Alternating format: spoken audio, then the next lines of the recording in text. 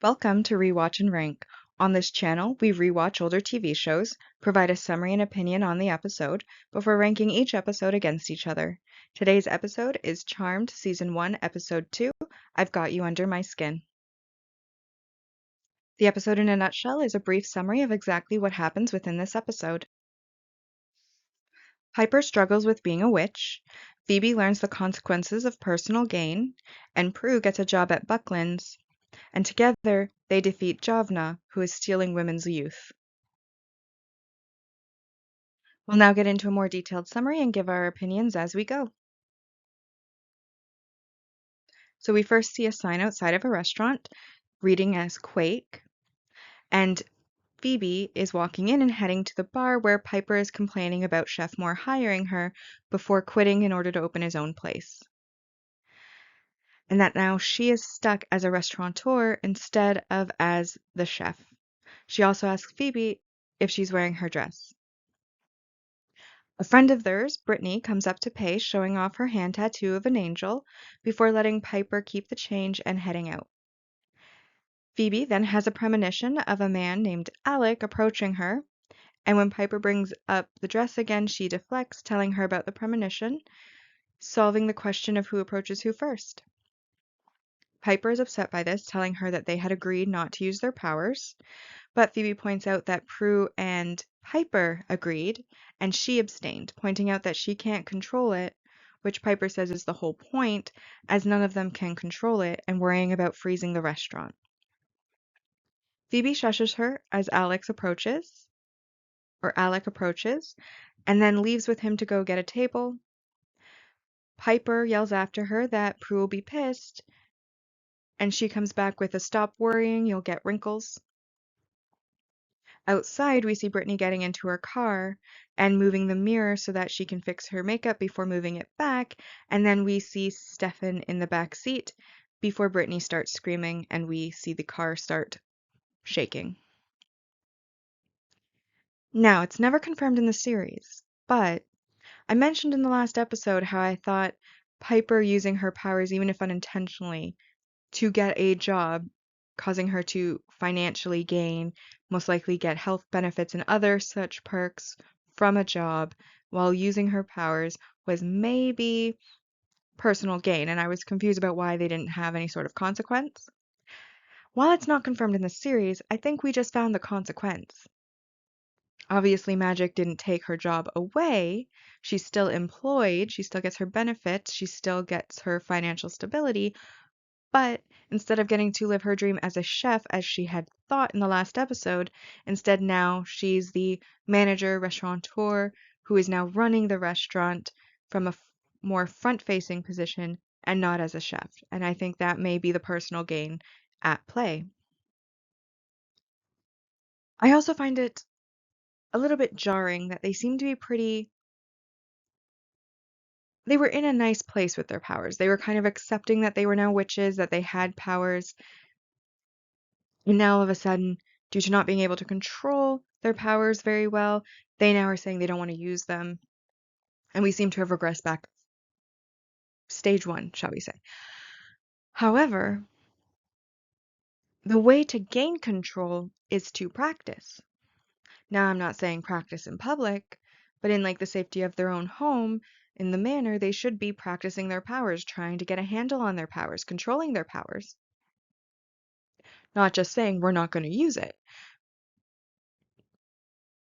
Because when you're not using your powers, you're not learning about those powers. You're not ever going to be able to control those powers. So I feel like they're kind of taking an opposite path to achieving their goal than what they should be. We now fast forward to what we can assume to be the next morning, and Andy is in bed with Prue as Prue then gets out and starts gathering up her clothes as she tries to sneak out of his apartment without waking him up. The alarm, coincidentally and conveniently, goes off, and she uses her powers to throw the alarm clock out of the window. Andy, still asleep, eyes closed, feels around a bit trying to shut off the alarm, but then finds that it's missing before he hears a door close, and when he looks up, he calls for Prue and looks around, but she is already gone, and so then he lays back down and kind of pouts. So, apparently only Piper is sticking to that whole no power thing, as Prue is perfectly happy to use her powers. Phoebe is perfectly happy to use her powers, and only Piper is the one who is scared of her powers and not wanting to use them, it would seem. And then we also get a little bit of relationship progression with her and Andy, with Prue and Andy, as they've clearly spent the night together at this point. All right, so we now found ourselves back at the manor, and Kit jumps onto the counter while Piper is making breakfast and listening to a documentary on a small TV in the corner of the kitchen about the Salem witch trials. Specifically, Mary Esty, who tried to profess her innocence but was struck by lightning outside of the church for her evil witchcraft, and it was determined then that God himself had found her guilty. Prue then walks in asking if she's worried she'll be burned at the stake, and Piper, of course, panics and denies that, turning off the TV before letting her know that Andy called while she was in the shower. Prue asks what she said to Andy, and Piper just says that she had told him she was in the shower. She then asks if it was a bad date, but Prue says that it was great, and that they had dinner, movie, overnight stay. Piper mentions it was the first date, but Prue says that it wasn't. Piper then clarifies that high school doesn't count, as it was in the last decade. Prue walks away regretting that she didn't take it slow like she had originally planned to, and as she had wanted something different this time around. Phoebe walks in, and Piper outs her to Phoebe, and then outs Phoebe to her about her late night with Alec, and she also outs Phoebe about using her powers. Prue is upset she used her powers, looking to Piper, who says not to put her in the middle, but Prue points out that she was born in the middle, before telling Phoebe that they agreed. Phoebe once again corrects her that Prue agreed, not her, and that Prue is the one who laid down the law. Prue then lectures her about her powers, about their powers not being toys, that they need to be careful. They could get them killed. Phoebe says that none of them can control their powers before FYIing that nothing she's ashamed of happened the night before. Prue then warns them that warlocks aren't the only evil, as Andy told her women were being abducted in their area, before FYIing Phoebe that she's not ashamed of anything. Obviously, we have a bit of the family banter. We also have the rather lax view on waiting until you actually know something about a person before sleeping with them. And then we get Prue being a little bit of a hypocrite in this scene. Piper outs Phoebe having her premonition at Quake, and then Prue starts lecturing her. Meanwhile, who was it that just used her powers in the last scene to throw an alarm clock out the window while she was sneaking out? If Prue is going to be going around using her powers, she cannot be upset that other members of the family are also going around and using their powers as well, especially since Phoebe's especially isn't able to be controlled and just happens. At the police station, we have Andy at his desk looking at a photo of Brittany brought in by her boyfriend Max, who is currently filling in a missing persons report because she didn't come home the night before, which was very much unlike her. Daryl asks about the timeline, and Max says that she had called him around 10, saying that she was coming home, but that she never arrived. And he says that she'll probably turn up as they usually do, telling Max to go home in case she calls for him. Once Max leaves, Andy and Daryl discuss how it's the fourth report that week, and that the feeding area is all around Quake. Daryl also asks if Andy did something to his hair, telling him to tell his sweetie to lock the door at night.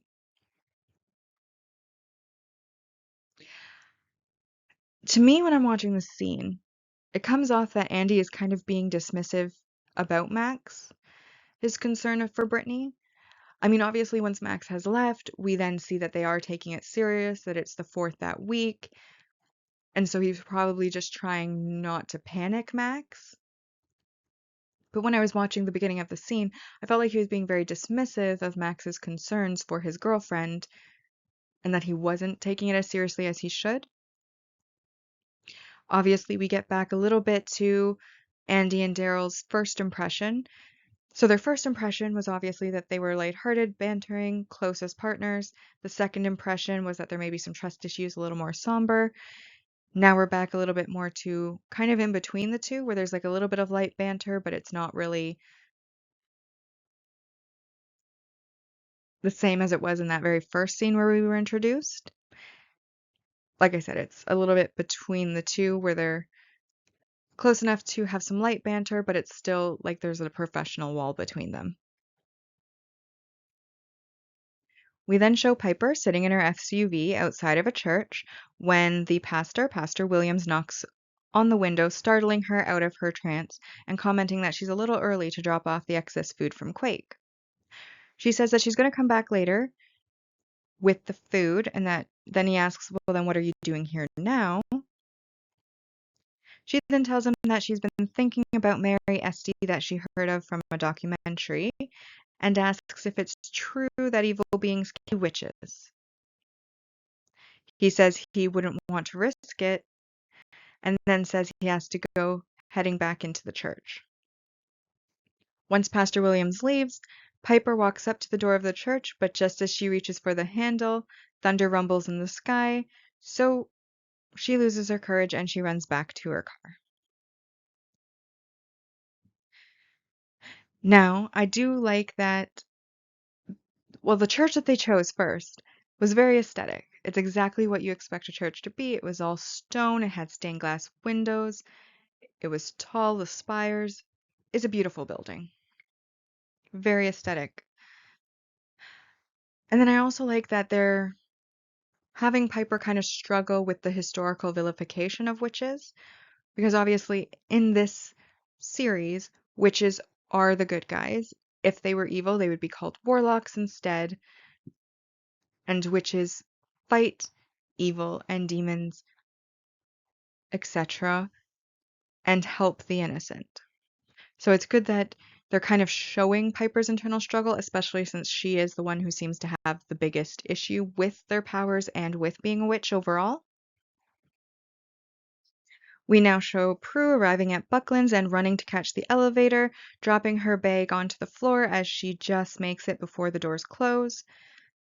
Rex helps her to push the 12th floor button and helps her pick up her case, which she has dropped in her rush to get into the elevator. He sees her notes asking if she works for the auction house, and she reveals that she's just interviewing before her phone rings. When she picks up the phone, Andy is on the line. He says that they need to talk, and she tries to hint that she's late to her interview, but he continues anyway that he didn't mean for things to go how they did. To try and hide the conversation from the onlookers, as it's a very crowded elevator, she says that she's all wrong for the job, calling it a stuffy old auction house, don't know why they called. He doesn't pick up on the hint and is still leaning on his desk, continuing to talk to her about how long they've known each other, nothing to be ashamed of, and she says she knows, so he asks her to tell him why she snuck out then. She then, louder than she intended, says that she didn't sneak out, and that he was asleep and she didn't want to wake him up when she's regulated her voice again. She then tells him that she wrote a note, but then she didn't leave it. Then the line goes out of service and she loses the call. Andy puts the phone down hard, obviously upset that she seemingly hung up on him. In embarrassment, Prue uses her powers to force the elevator to her floor, as she doesn't want to be in there any longer than she has to. When the elevator reaches the 12th floor, Rex says lucky her, and she replies that she's charmed as she gets off of the elevator. Now I left this kind of out of the summary, but Prue indicates that Andy didn't have her number at the start, which means he then took the liberty of using his police resources and his position to look up her number, which obviously is very unprofessional and an abuse of his authority. Again, it kind of depends. Same with when we had the hospital scene in the last episode. If the way he got the number was by going to a mutual friend, asking for it, and it was given to him, still not the greatest thing to do, but it's less bad than if he actually used the police's resources and his position as a police officer, as an inspector, to get the number. Because at that point, you're bringing in abuse of your authority, abuse of your resources, probably going against your job's policy, and that's a lot worse than just asking a mutual friend who maybe gave something away that they shouldn't have. But we are never told exactly how, but it is heavily implied that it probably was through his job, and therefore it leaves a bad impression. Obviously, Andy can't take a hint. Now, he can't see her body language, to be fair, and he also can't see that she's in the midst of a large crowd. Prue could have been a little bit more blunt. When he started talking about it, she could have said, I'm in a crowded elevator, I'm late for my job, I need to call you back, and then just hung up on him. She could have done that. She didn't. She kind of let it continue, so there is mutual blame there. But at the same time, at least with her voice and her words, she was trying everything she could without him actually being there to see her situation, to say now is not a good time, maybe you should call back later or hang up.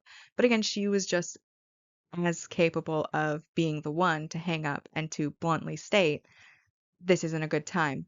I need to call you back, which she didn't do. So I feel like this one has mutual fault. And then again, we get Prue using her powers casually to move the elevator up past all the other floors so that she can get off and escape her embarrassing situation. And yet she's then has the gall and nerve previously to scold Phoebe about it. She's constantly using her powers. So it's very hypocritical. Back at Quake, we now have Phoebe helping Piper out in the restaurant, and Phoebe is bringing Stefan and Tia their bill, recognizing Stefan as a photographer, complimenting his work. He then flirts with her, and she says that his girlfriend must not appreciate it, but he confides in a whisper that she's not his girlfriend, causing Tia to storm out. Obviously, Phoebe's a little taken aback, but still amused and flirty. And then before Stefan leaves, he gives Phoebe an address of 78 Waterfront Boulevard, saying that he's in town a couple days for a shoot and would like to photograph her, assuming that she models. She, of course, denies modeling, and as she walks away, she then intercepts Piper and asks her, or rather, Piper intercepts her and asks her to do a delivery, and Phoebe agrees before asking if Stefan is staring at her, describing him as tall, brooding, very New York. But then Piper looks and says no, and then when Phoebe turns around to look, it shows that the place where Stefan was sitting is empty. Now, two things about this scene that I want to comment on. First off, I don't believe at any point Phoebe was officially hired for Quake. I don't know exactly how she's going to get paid, as she's probably not in the system as an employee to receive any sort of paycheck. Seems a bit like an underhanded deal. Or she's helping out for free and volunteering for Piper's sake. But either way, as it's an official business, I'm not sure that that was actually something that they should be doing. So I question kind of why Phoebe is now bringing bills to customers and helping out in that way. But as a plot device, it does allow her to come into contact with Stefan, who then she flirts with and gets the address of through a napkin. Now, second point, this napkin only has an address, no phone number. At no point in their conversation did they indicate exchanging phone numbers verbally. He says he wants to, do a photo shoot with her, but how are they going to contact each other in order to do said photo shoot and set it up for a time when they didn't give each other their numbers? Bit of an oversight, I think. And then there's, of course, just like the iffiness of, flirting with a guy when you see that he's with another girl. He does say that Tia's not his girlfriend, But obviously Tia got upset and Phoebe continued flirting. And you can make of that what you will, but I feel it was a bit iffy. We're now back with Prue and Bucklands, and Darlene is leading Prue to the interview, making small talk about Prue's qualifications and all of the other applicants that Rex has already rejected. Prue asks about the situation as she hadn't applied, but Darlene then says that Rex liked her work from the museum, even though Roger, her former boss, trashed her, and she asks why. Prue then says it was due to his bruised male ego because he was also her ex-fiance. Darlene then says, "Gotcha," and then they arrive at Rex's office and she opens the door to introduce Prue to Rex, who then Prue immediately recognizes from the elevator, and he says that they've already met, welcoming her into his stuffy old auction house. Now, I personally like the gossip scene. I think that it's a good way to make it look like a friendly workplace, but at the same time, should they really be gossiping? Like in the Darlene's case, should she really be gossiping like that? And she's probably going to go and spread it around because you know that that seems to be what her character is. And then, of course, Rex's greeting is a bit unprofessional. I mean, yes, you did overhear a private phone call, and then the words that were said on that phone call, but it's a bit unprofessional now to be bringing that up now that they're in the office, in my opinion. We now get a glimpse into our villain's other face as Javna brings a candle to where Tia is tied to a table. They're clearly in what is meant to be a photo shoot set. We have the car, we have some of the cameras set up, the lights. Javna, of course, comes out looking very aged, and then he shoots lasers from his eyes into her eyes, and we watch her morph from somebody who is very young into somebody who is very old. And then we see Javna as he regains his own youth and then looks at his appearance as Stefan in a hand mirror that happened to conveniently be kept next to where Tia is tied up. Obviously, we now are getting our look at the villain and his powers. But the thing I want to point out is the vibes of this scene. You've got all the candles around, the table lights up from the bottom. In the background, there's this jangly, discordant music playing. All of it just gives really good vibes. You even see like the nice car at the set. Obviously a Porsche, as that's what he said he was doing a photo shoot for, I believe. But I feel like the vibes of the scene, they're all there, and a great way to introduce us to the villain. After a brief aside with Javna, we now are back at Buckland's, seemingly coming in mid-interview as the interview is winding down between Rex and Prue. Rex brings up her phone call where she said that she was all wrong for the job and calling it a shame. She then reminds him that it was a private conversation and that he called her. And she calls him out on being very unprofessional and unfair. He apologizes, saying that he's new, having taken over from his father, and mentions that what she did at the museum, attracting a younger market, is something that he wants to do for the auction house, but that it is very important to him that whoever he hires will want to be there. Darlene then buzzes in through his intercom and says that his next interview is waiting, asking if they need to reschedule, but then he responds to her that they're done here. Prue thanks him for his time before heading out, but then turns back in order to give her expertise range, stating that she may not have sought the job initially, but that she does want it and she would definitely be right for it before she leaves. Obviously, in this, as Prue called out, Rex is being pretty unprofessional, using a private phone call that he happened to overhear as a reason to not hire her or take her at her expertise. But then at the same time, I think that Prue handled it with grace, the situation, And I also like that she managed to get in the last word and give her qualifications, why she would be right for the job, etc., etc.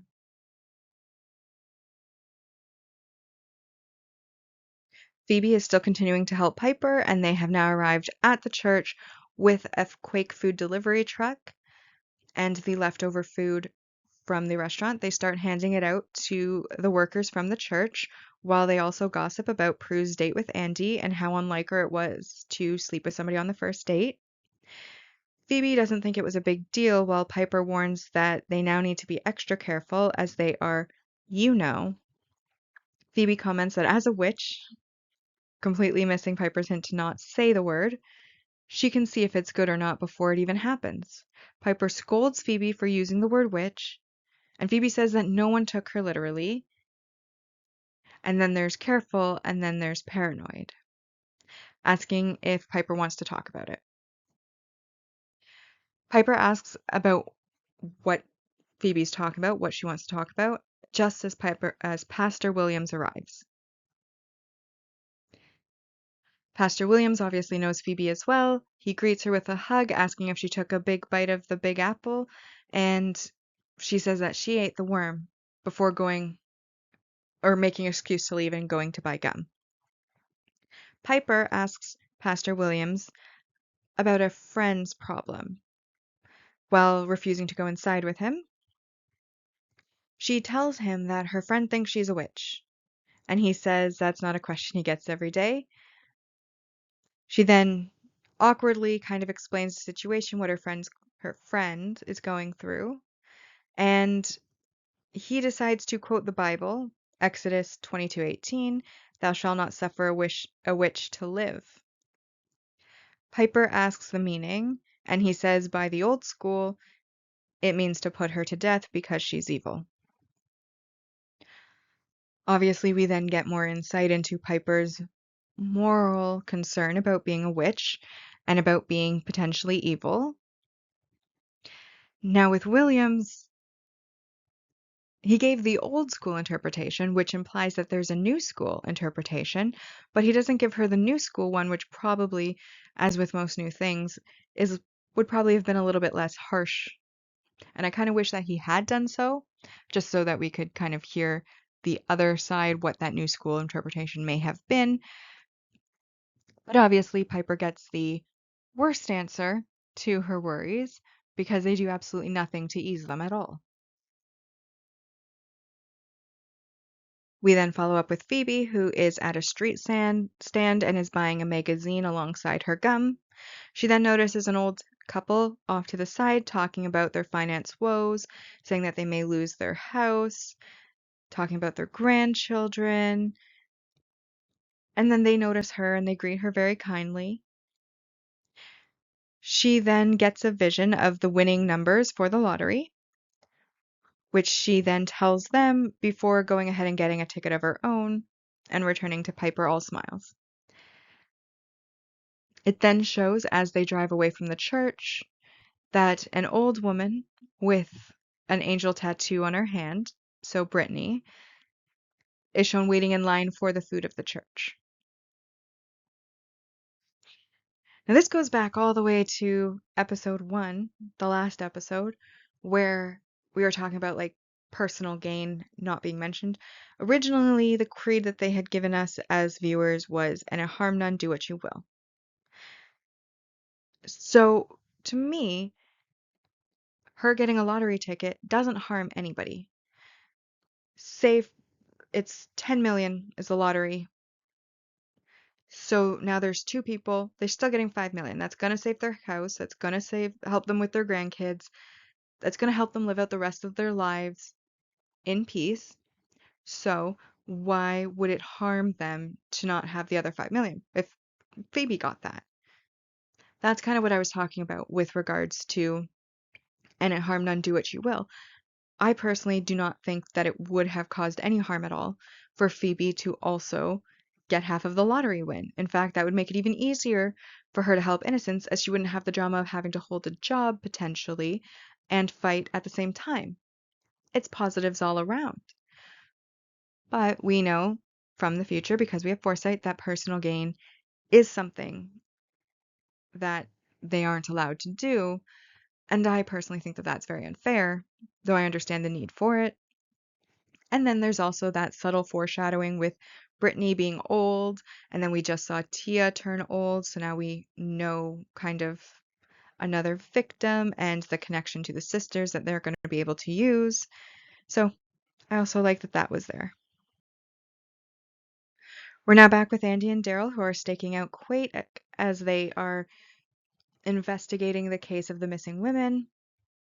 Andy starts speculating about what their kidnapper could be doing to the women, and Daryl kind of puts a stop to that and says they have a crazy, nothing more.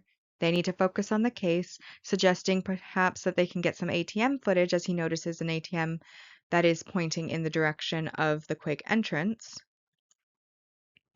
Andy, however, isn't really listening as he's just seen Prue arrive and goes to follow her inside.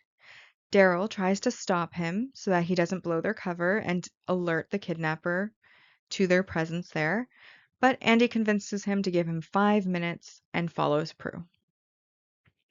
Prue heads to Piper, who is stressed, and asks if she gave Andy her number, which Piper denies, and then says she thinks she blew her interview before seeing Phoebe at a table in Armani. And then Piper leaves. Prue approaches Phoebe, who introduces Stefan, then compliments the dress, leading to Phoebe bringing her into the kitchen so that they can discuss it more in private. Prue asks how she's going to afford it, as she's broke, and Phoebe says not for long. Piper tries to get them to leave, but they keep arguing as Prue confirms that she used her powers, and Phoebe says that it was the lottery. Phoebe then asks if she should have ignored the vision and not helped a needy family, and Prue points out that the personal gain rules, so clearly they are already aware of these rules. While Piper then panics, still trying to get them to be quiet, as now they're talking in a public place in the kitchen about their powers. Prue suggests that she get a job for money, and Phoebe says that she's using her mind instead. This is when Andy comes in and just waltzes into the kitchen, and he knocks into a person carrying dishes, so Piper panic freezes. The sisters then realize that they aren't frozen, so Piper's power doesn't work on them, but the room outside the kitchen also isn't frozen, making Prue ask how long it lasts, leading to yet more panic from Piper. Daryl then enters the restaurant looking for Andy, and Stefan sees his badge, making a break for it. Then Prue notices that Daryl is there and goes out to stall him because Andy is still frozen in the kitchen. She fails to stall him, but luckily the room unfreezes as they enter, and Daryl tells Andy that he gave him 10 minutes when Andy inquires why he's already there. Piper then kicks them all out of the kitchen, and Prue promises to call Andy later. Once everybody is gone, Piper blows up her bangs and says that she hates being a witch. So first off, we have again that dynamic between Daryl and Andy. And once again, we kind of have a shift between the first scene we see and the second scene we see within the same episode. So in the first one, again, they were kind of getting their light banter back, though not quite to the same extent as the very first scene we saw them in. But now in this one, again, Daryl is kind of showing a bit of distrust towards Andy. He also brings up, you know, whether Andy thinks that the girls are being abducted by aliens because he had brought up the UFO analogy in the previous episode. He again is trying to keep Andy off of the, more cultic side of things into more of the reality, supernatural doesn't exist side of things. And his idea about the ATM is a very good one, and Andy is completely not focused on the job and instead goes running off after Prue. And it just feels again like their dynamic has changed once again to not being as close as it was, and maybe there not being there's being a lack of synergy between partners. Obviously, the personal gain is brought up from the Book of Shadows again, which in the first episode, and at Harm None, Do What You Will, is now being counteracted by you can't use your powers for yourself, only for other people, which honestly, that's unfair. but that's what the show decided to go with. And then we also get to learn about more about Piper's powers. We get to learn that it doesn't last long. It only freezes the room that she's in, and that other witches, or at least her sisters at this point, do not freeze. We're now back at the manor, and Piper is reading through the Book of Shadows when Phoebe walks into the attic asking her what's up, seeing that she's huddled around and like huddled around the book and sitting in the chair. Piper tells her that she's thinking about how screwed they are and how she envies that Phoebe doesn't think that they are because Phoebe isn't afraid of anything. Phoebe tells her not to, as it gets her in trouble a lot of times, the not being afraid, not being bothered. Piper tells her that they've always been like everybody else, and now suddenly everything is different, and they're witches, and she wonders if that's a good or a bad thing. Phoebe, of course, thinks that it's a great thing, but Piper points out that they know nothing about their powers. They don't know why they have them, what they mean, where they're from, and how do they know that it's not from evil. Phoebe assures her that they're good, but Piper brings up how does she know that? She brings up Jeremy and all of the other evil coming after them, and how do they know that they are different? And that's the part that scares her, that she doesn't know. She then goes on to continue saying she just wants to be normal again, and then Phoebe tells her that she's the sweetest and most caring person that she's ever known, that she's always there to help anyone, whether they are a friend or a stranger, so there's absolutely no way that she was given a gift of their powers if it wasn't to do good things with it and to protect the innocent, like the book says. She then makes a joke saying that if anyone is evil, it's her, which makes Piper laugh, and then she says she has nothing to be afraid of before leaving to go get her picture taken by Stefan. Now, obviously, with regards to their powers and all of the questions that Piper's asking about it, if you don't know, study, which, to be fair, Piper is. She's sitting there reading the Book of Shadows. But she says she doesn't know where they came from, why they were given them. In the first episode, it was told that their ancestor, Melinda Warren, was burned at the stake and prophesied their coming, and that their purpose of their powers is to defeat the innocent, or rather, save the innocent, defeat the evil. So all of those questions have already been answered, to at least for us in the audience. So, and it was Piper she had the conversation about Melinda Warren with. So I'm not sure why Piper suddenly got an amnesia and doesn't remember that they had that conversation already. But I also think that this is kind of a great subtle foreshadowing for Phoebe's character growth in the future. Again, because this is a rewatch, we know the future. We know where Phoebe ends up career-wise, education-wise, and I feel like this is a nice way to kind of foreshadow that character growth in that direction way early on. Prue and Andy finally are able to sit down together as they get coffee, and Prue lets him be the first to talk. He tells her that he's not sorry that it happened, and she tells him that she is. Not because she didn't like it, but because it was 7 years. And stating that picking up right where they left off is, and then she doesn't really finish her sentence. He jumps in. He just wants to know why she left, asking what she can't tell him, what the big secret is. And she says that her life has gotten complicated and she shouldn't get involved in anything right now. He says that they slept together, they don't have to elope. He then suggests pretending that it never happened, counting last night as part of their previous relationship, and that they can start again, going slower from this point forward. He stresses that they've been given a second chance and he doesn't want to blow it. And before anything can be fully settled, both of their phones go off. Prue gets a second interview and has to leave, asking for a little time to think things through. Now, the premise of this couple, of course, is that they had a previous relationship. And now they've had a very good first date that ended up with them spending the night. But now, like, we don't really see that in this conversation. The conversation seems pretty awkward. They're trying to get on the same page, but they're both clearly in different places. And it just comes off as awkward. It's like if you have all this history, if you had that amazing first date, I feel like you would maybe have a little bit more comfort when you're talking to each other, which doesn't really come through to me as the audience at least. But I do like now that they are finally getting to talk. They've both kind of stated where they see things being. And it sucks that they were interrupted because things aren't fully settled, but at least now Prue is going to give him a call at her convenience, and he's aware that she's going to give him a call at her convenience, so hopefully the elevator situation doesn't happen again.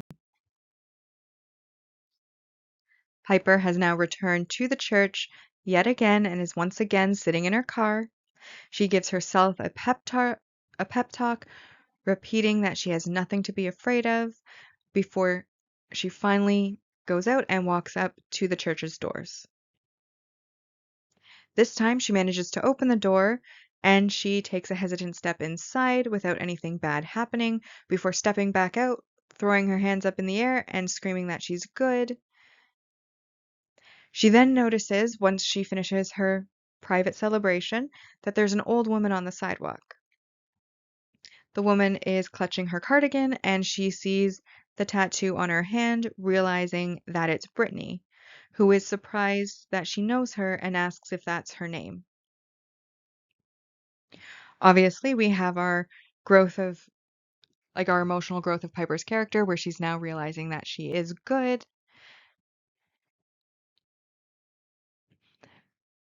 And, well, in reality, I don't think it actually would make any difference at all whether you could enter a church or not.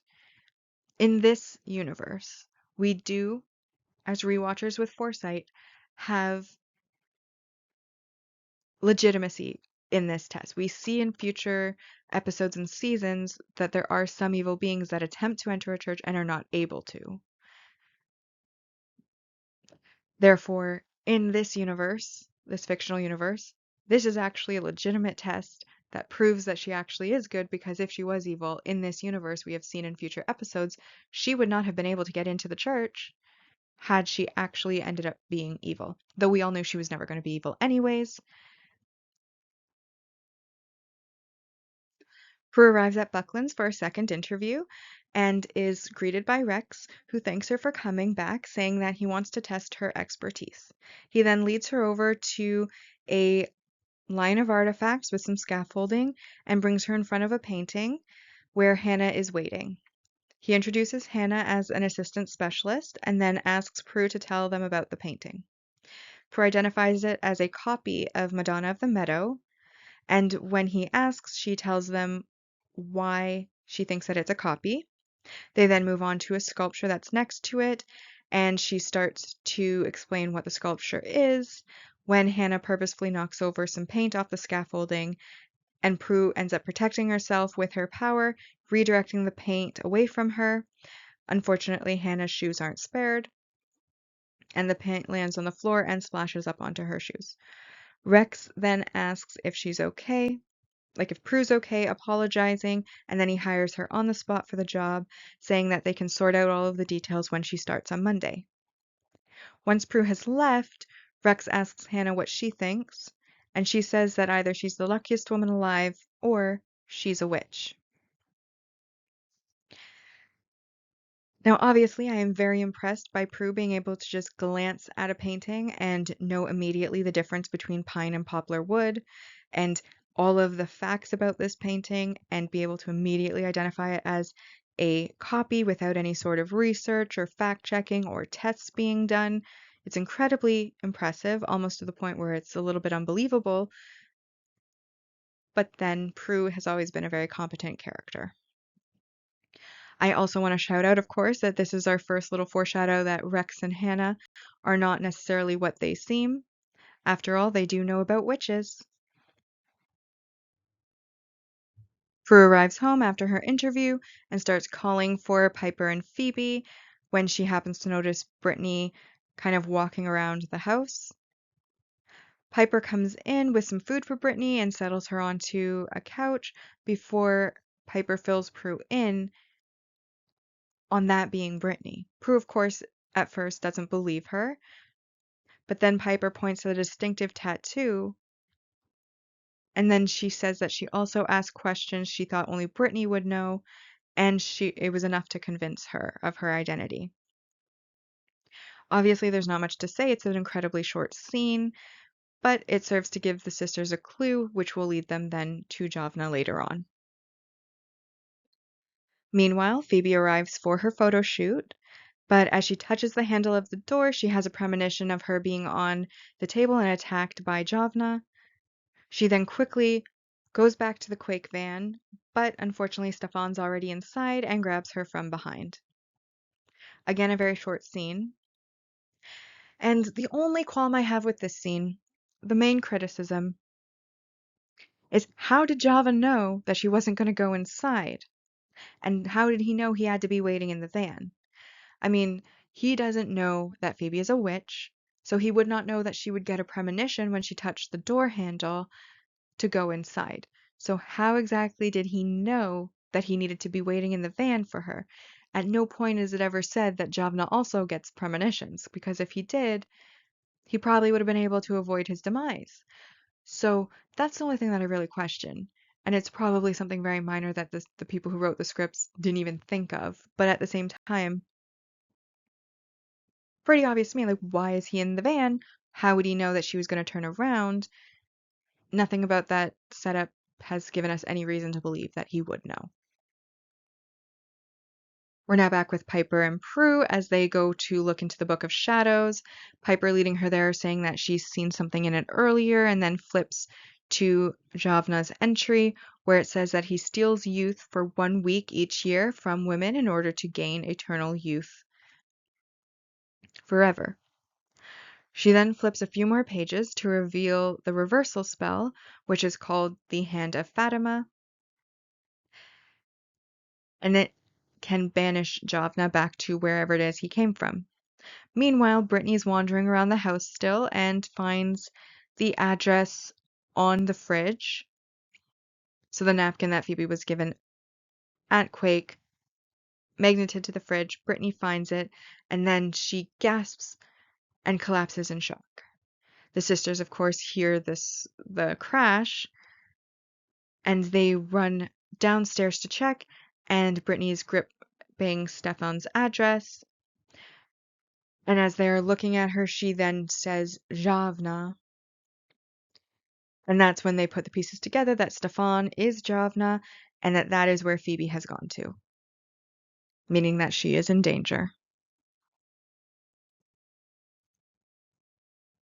Obviously, in the last episode, Jeremy just attacked them and was already part of their lives, so they didn't need the book. So this marks the first time that the book is used to identify one of the bad guys, and also identifies how they would know, identifies the vanquishing spell for said bad guy.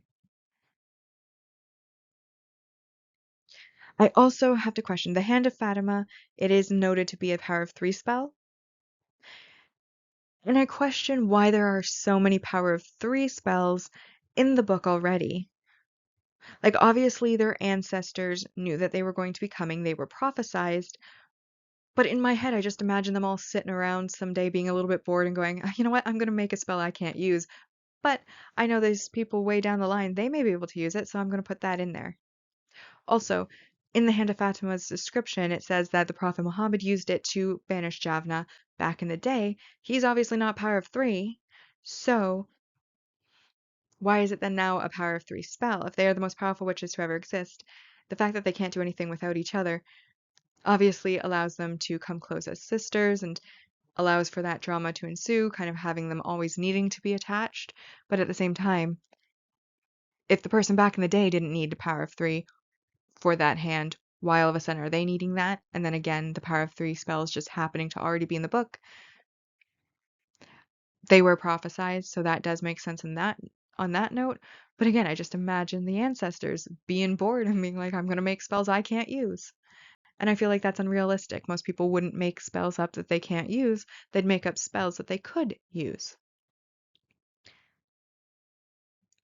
And we're now back at the police station with Andy and Daryl, who are watching the surveillance footage from the ATM and seeing Stefan leaving Quake with the first victim.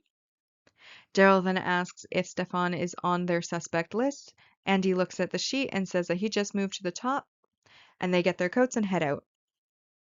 Again, very short scene, but I do feel that Daryl was victorious. He's the one who suggested the ATM footage. Well, Andy was only thinking of Prue, and now the ATM footage is what has allowed them to find their bad guy and solve the case. Not that it's a competition between partners, but if it was, Daryl won. We are now back in our static set where Javna has tied Phoebe to the table, and she's there screaming as Javna's eyes start glowing red. Outside, Piper and Prue arrive and find that the Quake van is there and are just in time to hear Phoebe scream from inside. They, of course, run in, which interrupts Javna. Piper runs over to untie Phoebe as Javna then starts towards him. Phoebe yells at her to grab the conveniently placed mirror that's on the table right next to her. And of course, when she does so, this turns the red lasers back on Javna. He drops Prue at first, and then he immediately tries again, and his lasers are once again sent into his eyeballs. The sisters then gather together while he is dealing with the pain of his eyes having had lasers shot into them twice, and they read the spell, which then changes Prue's hand into the hand of Fatima, which is basically every single finger has some sort of ornament on it, living snakes and other such things. And then that shoots a white laser out of her palm at Javna, who, after they repeat the spell a few times, turns into a skeleton, and then that skeleton blows away as dust. We then, back at the manor, show Brittany reverting back to her younger self, looking kind of confused, which shows us that the spell has now been reversed. And outside, the police arrive, and Andy happens to find the sisters now leaving the warehouse. When he asks what they're doing there, they lie and say that they were helping Phoebe, who had called with car trouble. Phoebe says Stefan was going to take pictures of her, and Andy says that she has no idea how lucky she was because he, as the stalker, he was the one kidnapping the women. Daryl reports that Stefan's car is still there and tells Andy to stay with the sisters while he goes and looks for him alongside the other officers. Andy then tries the van and it starts. Piper claims that he's fixed it. And then the sisters decide to go. And Andy, of course, lets them go with Prue asking him to call her. So obviously I have the same atmospheric comments of when Tia was attacked. Especially, I want to call out the jangly music in the background. It really helps to set the scene. Of course, it's very, very convenient that Prue was attacked next to the only table which happened to be in the entire place other than the one Phoebe was attached to, and it just happened to have the mirror on it, which she just happened to be passing when Phoebe yelled. But of course, that's TV magic for you. Obviously, it's funny that Javna tries the first time. He has his like eyeballs reversed on him, and then like the first thing he thinks to do is, well, I'm gonna try that again, and then he gets hit with the lasers again. I feel that that was a miss in logic, of course. And then, of course, outside, when Andy arrives, the whole car trouble, and then he tries it and it starts right away. I feel like they could have lied better, but they're new at this, so obviously the lies aren't really as refined as they one day will be. And especially Piper's, oh wow, you fixed it. How about that? And he's like, yeah, how about that? And then, of course, we see a little bit more of the reconciliation between Andy and Prue because she's asking him to call her at the end. And so we come back to our wrap up of the episode. We're back at Quake. Phoebe notices Tia sitting at the bar and asks how she is, but Tia obviously doesn't recognize her at all. When Piper asks her what she was doing, if she knew that girl, Phoebe then says that she was one of the victims, but clearly doesn't remember what happened to her, which Prue says is very lucky. Phoebe then says, "Lucky me," that she learned her lesson to be more careful about strangers. Prue wants to record it on paper, and Piper says that it's good to know that they helped people and that their powers really are good. Prue then points out that they're good for everything except their love lives, but they can come in handy. Phoebe calls her on being a hypocrite.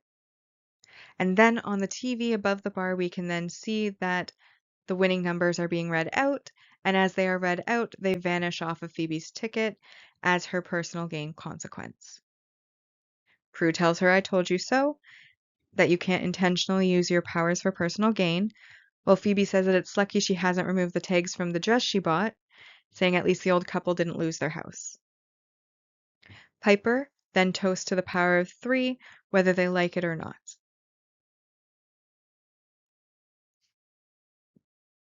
Now, obviously, it's nice that they're clarifying that intention matters with personal gain, but I still somewhat suspect that even without intention, there still are subtle personal gain issues. Like, for example, she was hired to be a chef, and then she uses her magic. Well, I guess she was intentional in taking advantage of her powers freezing for the first time. She may not have intentionally used the freezing power, but she was intentional in using it to her advantage in order to get the job. So I still think that Piper's change from being a chef to a restaurateur was a personal gain consequence for using her powers to get the job in the first place. And then again, I know they've now clarified that personal gain matters, obviously. In the first episode, like I said, I'm still hung up on that creed because it was given to us first before the personal gain thing, and I still don't see how like I feel like that would have been a better way to go about things, where if it wasn't harming someone, they could use their powers however they wanted, because the personal gain, it just seems totally unfair. Like, you're given these amazing powers. You put your life on the line day in, day out to defeat all of this evil, to save the innocent, and you don't even get to use your powers for yourself in non-harmful ways. Like, if as long as it's not harming someone, I think they should be allowed to use their powers for themselves as a reward for all of the work that they do fighting evil. And that's my opinion, and I've held that since I first saw it as a child. But and like I said, like winning the lottery, for example, it doesn't harm anybody. It would help Phoebe because they wouldn't have to worry about money, so they could go out and save all the innocents. They wouldn't have to work.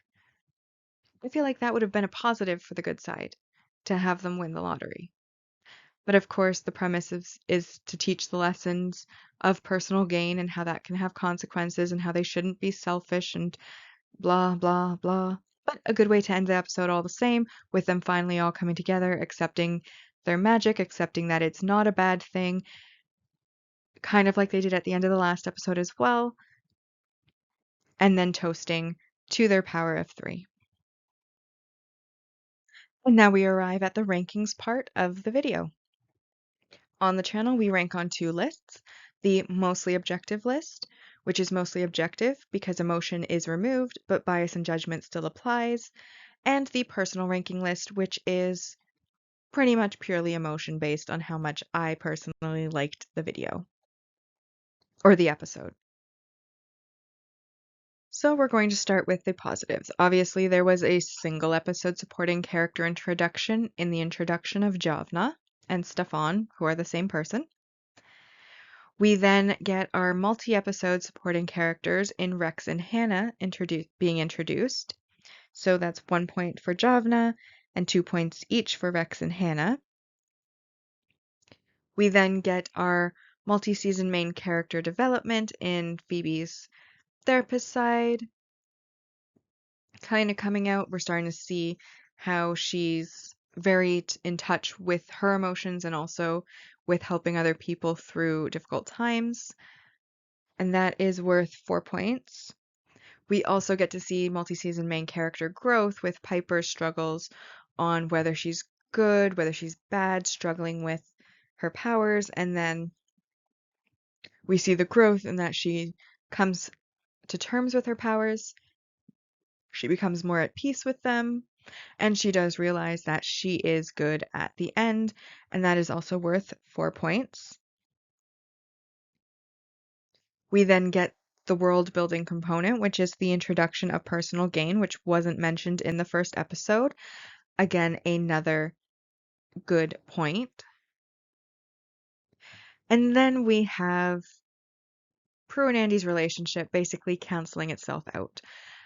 In the start of the episode, we have them having spent the night together, clearly having made progress. So that, of course, is a supporting relationship development. But then throughout the rest of the episode, they've kind of regressed. And then at the end, they're kind of in an ambiguous place where they started out in a good place. So that would be then supporting relationship regression. And both of those are a +2 and a -2, which cancel each other out, and that then leaves us with a total score of 17.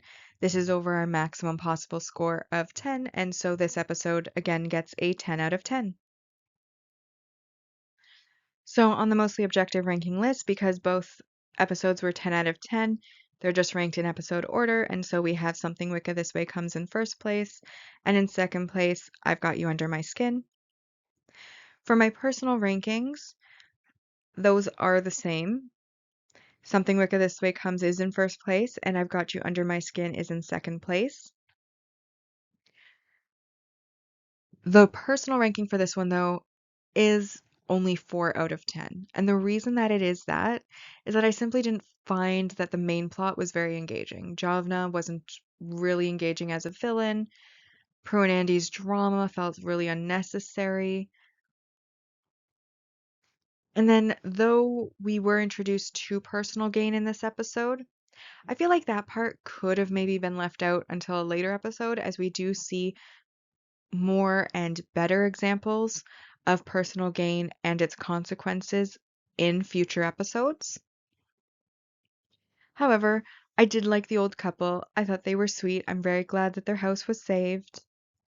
I really liked the Piper subplot of her trying to determine whether or not she's good or evil and coming to peace with her powers, at least for the time being. Also, I do like both Rex and Hannah as characters, and it obviously hints at bigger things, as they have pointed out that they know that Prue is a witch, or most likely a witch, so they obviously have something to do with the supernatural world, but we as an audience are not yet clear on exactly what that is. So it's a nice little hint and foreshadow for the future. So because there's some positives, it's a 4 out of 10, but there's more negatives, which is why I couldn't give it any higher score than that. And now we're at the overall series ranking, where we're going to be ranking each season's episodes against each other. Or rather, each season against each other based on the scores of the episodes within that season. There's 22 episodes in season 1, which is a maximum score of 220 points. Right now, with the objective listing ranking being 10 again, we now have 20 out of 220 points. And then on the personal side, we've given it a 4 out of 10, and so that brings it to just 12 out of 220. So with that, we've now rewatched and ranked Charmed Season 1, Episode 2, I've Got You Under My Skin. Like and subscribe if you'd like to, and I'll see you in the next episode.